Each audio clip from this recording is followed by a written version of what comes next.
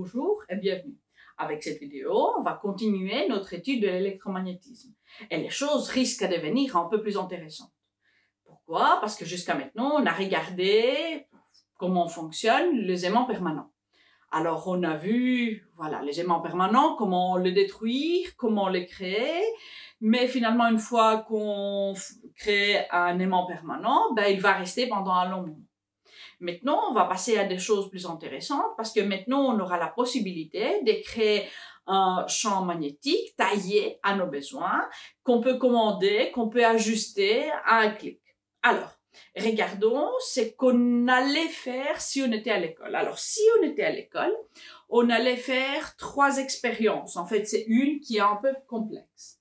Alors, on allait prendre un fil droit, et on allait le lier à la grosse machine qui se trouve à côté du tableau, qui peut donner un grand courant. On a besoin d'un grand courant justement pour cette expérience. C'est pour ça que ça a pris vraiment beaucoup de temps pour qu'on découvre finalement l'électromagnétisme. Alors, il y a un fil et on va passer un courant important. Maintenant, avant d'allumer les courants, on apporte ici notre boussole. Et notre boussole, disons, si ici c'est le nord géographique, va se mettre comme ça. Ce qu'on fait, alors, on allume les courants. C'est qu'on voit que tout soudain, dès qu'on allume le courant, la boussole va tourner. Ça, c'est bizarre. On va éteindre le courant. La boussole va retourner vers le nord, vers là où la boussole était avant. On va faire 2-3 fois et jusqu'au moment où on va se rendre compte que finalement ces courants vont affecter la boussole. Comment est-ce que le courant peut affecter la boussole? Ils sont pas connectés. Bref, oui, en fait, en vérité, les deux sont connectés à travers un champ magnétique. Un champ magnétique créé exactement par ces courants.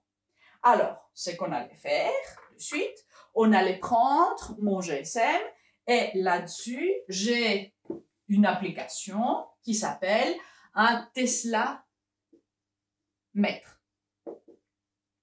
Qu'est-ce que c'est un Tesla mètre? C'est un capteur qui va nous dire de combien est le champ magnétique. Le champ magnétique, comme on a dit, aura une intensité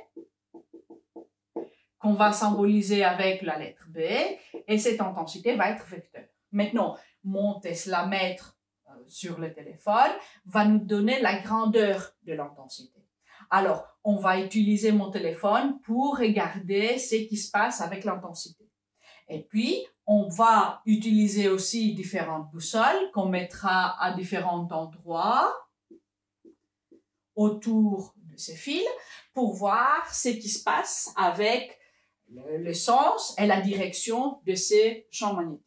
Alors, à propos du sens et de la direction de ces champs magnétiques, ce qu'on verra, ou ce qu'on aurait vu, c'est que finalement, autour de ces fils, il y aura un champ magnétique qui sera différent finalement du champ magnétique des autres aimants, parce que c'est un champ magnétique circulaire. Et ces cercles vont être des cercles concentriques autour de ces fils. Alors, si par exemple, on voit, disons, c'est ici, ok? Ici, c'est le fil, comme si on regardait d'en haut. Alors, ça, c'est le fil. Disons que le courant passe vers le tableau. Alors, on va démontrer avec une flèche qui part vers le tableau. Alors, si on a un tel courant, on aura un champ magnétique tout autour et les lignes magnétiques, le spectre, va être de cercles concentriques qui ont ici les courants au milieu. Maintenant, la direction va être ça. Alors, si on pouvait avoir, disons, un aimant qui est seulement le nord, ça c'est impossible, mais disons que si on avait seulement le nord allait voyager tout autour de ces cercles. Pourquoi? Parce que toujours la force va tourner. Alors toujours, la force va être tangente sur ces cercles.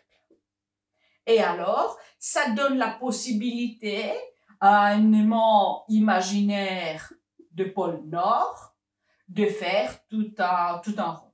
Évidemment, on a dit qu'il n'y a pas que le nord, on a seulement en fait deux bipôles, nord-sud, et alors ça allait changer un peu les forces. Alors, maintenant, côté sens, comment trouver le sens? Vous vous souvenez les petites flèches qu'on fait sur le spectre, sur les lignes du champ, pour savoir vers où finalement le pôle Nord va aller. Vous voyez ici, déjà, j'ai dessiné. Mais comment dessiner? Alors, il y a une règle. Et la règle dit que, disons ici, c'est le fil. Et vous voyez ici, c'est la pointe du marqueur qui montre la direction du courant. Alors, si ça, c'est la direction du courant, on prend notre main droite, seulement la main droite, on met notre pouce avec le sens du courant. Alors, vous voyez ici les marqueurs, vous voyez ici mon pouce, les deux vont ensemble. Et puis, les autres doigts tournent autour. Et comme les autres doigts tournent autour, ça nous donne l'essence du champ magnétique. Alors, ici, le courant va aller vers le haut. Alors, le champ magnétique va aller tout autour. Comment est-ce qu'on dessine? Il y a deux façons de dessiner. Et je vais insister que vous dessiniez de deux façons pour commencer. Et puis, on va utiliser seulement une. Alors, vous voyez ici, je fais les lignes magnétiques, mais je fais les lignes magnétiques seulement devant le fil. Derrière le fil, je ne dessine pas. Si on ferme, si on fait quelque chose comme ça, je ne sais pas si ça c'est devant ou derrière. Alors, ça ne sert à rien. C'est qu'on doit faire, on doit seulement dessiner le devant. Alors comme ça, on voit l'essence du champ magnétique. Maintenant, peut-être ça va pas être assez clair et vous aurez à faire le deuxième symbolisme qui est quand même beaucoup plus exact. Alors, ces symbolismes aura à faire avec les vecteurs qui sont de part de l'autre de ces courants. Alors, on met notre pouce avec les courants et on tourne le doigt. Et on voit que à ces points, nos doigts vont avoir la tendance d'entrer dans le tableau. Ça veut dire que là, le champ magnétique va partir de nous. Quand le vecteur part de nous, on voit le dos de la flèche qui part. Et alors, de ces côtés, alors à cet endroit-là, B va entrer dans le tableau. De l'autre côté, si on vient de derrière, on voit qu'à ces points-là, le vecteur va sortir vers nous. Quand le vecteur sort du tableau et vers nous, quand la flèche vient, c'est qu'on voit, on voit sa pointe. Alors ici, on va dire B2 à cet endroit-là et ça va être vers nous. Alors, B1 et B2 auront la même grandeur, mais on a un sens opposé. Et tout autour, on a des directions, d'autres sens, mais toujours qu'on trouve avec la règle de la main droite. Maintenant, à ces points-ci, je vais vous donner votre défi. Alors, si vous regardez les cours que je vous ai envoyés d'électromagnétisme, vous verrez que sur la page 21, il y a une série de 6 dessins de fils parcourus par des courants. Alors, je vais vous demander de redessiner sur une feuille, c'est pas beaucoup, hein, c'est seulement 6 images, et je vais vous demander de dessiner les lignes du champ magnétique. Alors, on rappelle comment on fait des cercles concentriques autour de ces courants, on ne ferme pas, on ne dessine pas ce qui est derrière, et pour être doublement sûr, on met les vecteurs aux deux côtés opposés, comme ça on sait vers où ça va être l'intensité du champ magnétique. Alors, page 21, et c'est un peu d'entraînement, je pense que c'est le titre, un peu d'entraînement. Et ça c'est le défi pour vous.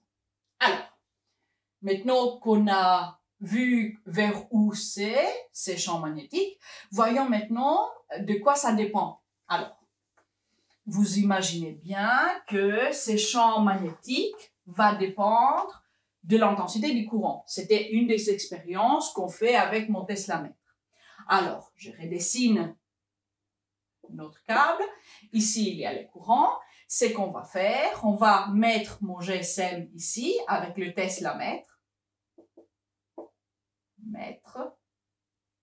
Et ce qu'on va voir, c'est que en augmentant ou en diminuant le courant, on voit une augmentation et une diminution de l'intensité. On fait un petit graphique et ce qu'on voit, c'est que l'intensité ou la valeur de l'intensité du champ magnétique va être proportionnelle à ces courants. Oui, c'est assez logique. Le plus de courant on a, le plus d'effet on aura. Mais maintenant, ok, passons à une autre expérience qui est peut-être un peu moins intuitive. Alors, on prend le Tesla-mètre et maintenant on ne met pas dans une position fixe et on change le courant. Le courant reste tel quel, mais le Tesla-mètre, on prend et on bouge à différentes positions, mesurant toujours la distance du fil. Alors, ce qu'on voit, c'est que le plus on s'éloigne, le moins effet on a. Ça, c'est normal. Mais ce qui change de ce qu'on a vu jusqu'à maintenant, ce qu'on a vu, c'était une dépendance de 1 sur la distance au carré. Pour la gravitation, pour la loi de Coulomb, pour l'électrostatique. Maintenant, on n'a plus le carré. Pourquoi? Jusqu'à maintenant, on avait des charges de masse ponctuelles. Maintenant, on n'est pas ponctuel. Ça, c'est pas un seul point. C'est une série de points qui est infinie. Alors, quand on a une série de points infinis, finalement, la dépendance ne va pas être avec la distance au carré, mais ça va être avec la distance. Et ça va pas être n'importe comment, ça va être avec le circonférence du cercle. Alors, je vous explique. Alors, on est, disons, à cet endroit-ci, et le champ magnétique va aller comme ça. Ça, c'est une ligne magnétique. Alors, cette ligne magnétique se trouve à une distance r. Alors, le champ magnétique va dépendre finalement de la longueur de cette ligne. Alors, pas seulement, oui, c'est la distance qui compte, mais c'est la distance qui compte par circonférence de cercle autour. Comme si on avait une énergie, et une même énergie, et toujours, en fait, cette énergie s'est dispersée partout sur cette ligne. Alors, comme cette ligne va grossir, ça va être encore plus dispersé. Alors, CB, l'intensité à un point précis, va diminuer. Toujours avec des cercles concentriques qui vont changer, évidemment, de rayons alors des circonférences. Maintenant, en haut, on aura, voilà, on va définir quelque chose qui a à faire avec où on est. Est-ce qu'on est dans le vide? Est-ce qu'on est dans la matière? Vous vous souvenez, c'est qu'on avait vu comme la permittivité dans le champ électrostatique. Maintenant, ça s'appelle pas permittivité, ça s'appelle perméabilité. Et c'est la lettre grecque mi comme vous aviez pour le frottement. Alors, là, on va appeler perméabilité.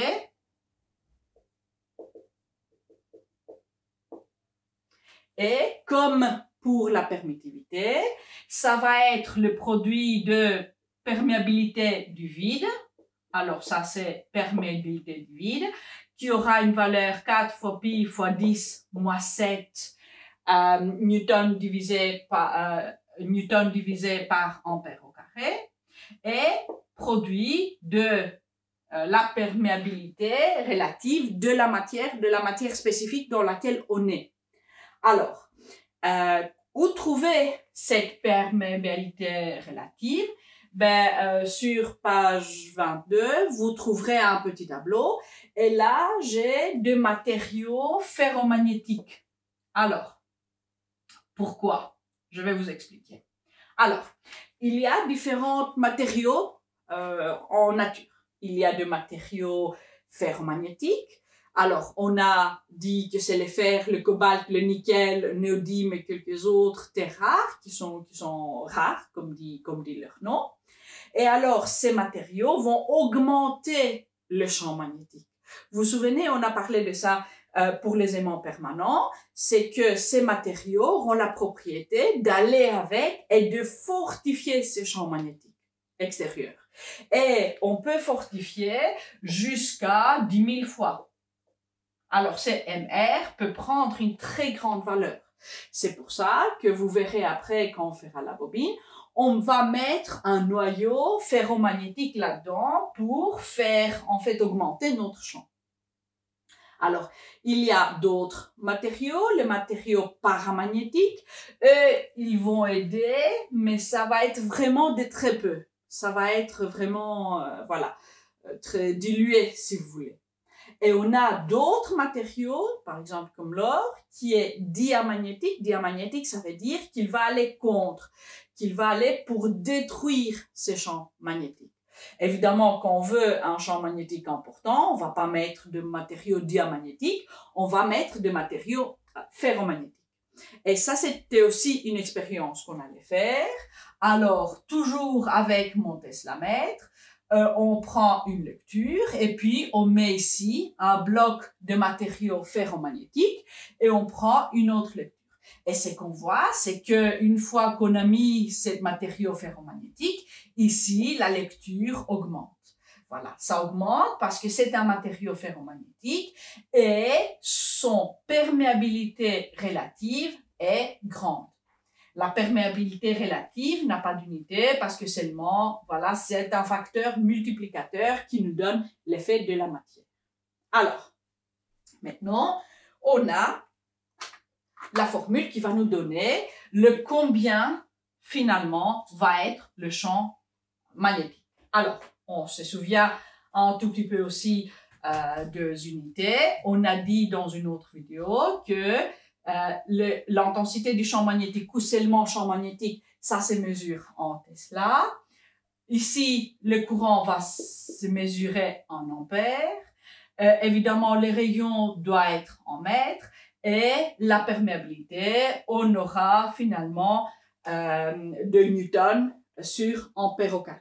Alors, avant de vous laisser, je vais faire seulement un calcul numérique pour voir de quelle valeur on parle. Alors, je vais effacer ici. Et on va faire un calcul numérique. Alors, disons que on est dans le vide. Alors, on a mi0 qui est 4 fois pi fois 10 moins 7 newtons par ampère au carré. Disons qu'on est à 10 cm d'un fil. Et disons que ce fil est parcouru par quoi?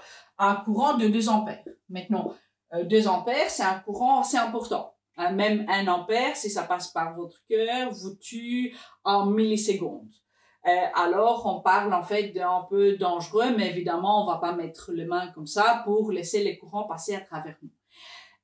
Voilà, et maintenant, même en disant ça, j'exagère les choses parce que ce fil qu'on va utiliser aura une résistance tellement basse que le courant va préférer de passer par le fil. Alors, l'expérience en elle n'est pas dangereuse, mais évidemment, il s'agit d'un courant assez grand. Alors, calculons combien, en fait, sera la valeur du champ magnétique produit. Alors, on est seulement dans le vide, alors ce mi va être seulement mi0, 4 fois pi fois 10 moins 7.